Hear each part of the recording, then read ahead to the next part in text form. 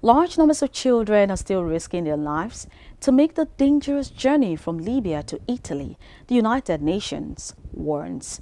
UNICEF says almost 26,000 children, most of them unaccompanied, crossed the Mediterranean last year, suffering from violence and sexual abuse at the hands of smugglers and traffickers, but they rarely report their abuse for fear of arrest and deportation.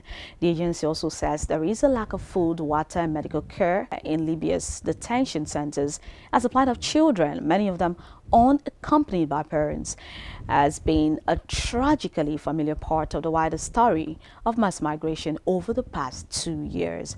But while much has been said about the extreme dangers faced at sea, the privations experienced on land, especially in Libya, are less familiar.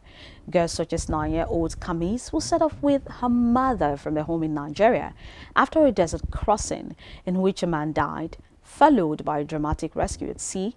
They found themselves held at a detention center at the Libyan town of Sabrata. And Libya, as the funnel through which so many journeys pass, has earned itself a shocking reputation as the epicenter of abuse. So commonplace the stories of rape and sexual enslavement that some women embarking on a journey take precautions, such as getting contraceptive injections and carrying emergency protection with them. In 2016, more than 180,000 migrants crossed from Libya to Italy. According to the UN, almost 26,000 of these were children, and most of them unaccompanied. The number of unaccompanied children appears to be soaring.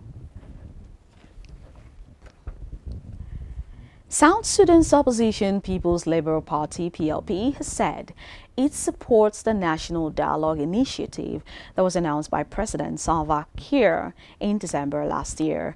According to the PLP chairperson, Peter Majondit, the National Dialogue, which should be seen as an opportunity to address the country's future as well as governance systems, because most of the country's issues are centered at the heart of governance, including the rule of law and human rights. He said there are reservations on some issues, saying that the National Dialogue is an opportunity to rebuild a country if the principles of openness, inclusivity is applied.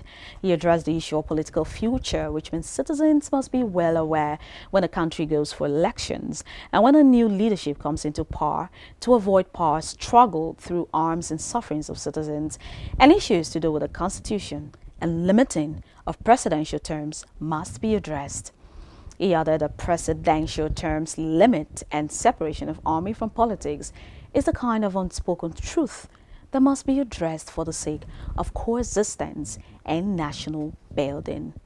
Last week, the South Sudanese leader said the national dialogue he declared last year was not meant to consolidate his grip onto power.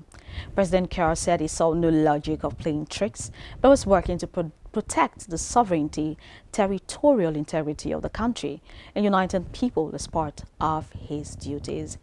Kiir, however, called upon members of the country's opposition and partners to the 2015 peace deal to put aside doubts and join him and members of his administration in the restoration of peace by uniting the population. We'll go on a short break now. More news when we return.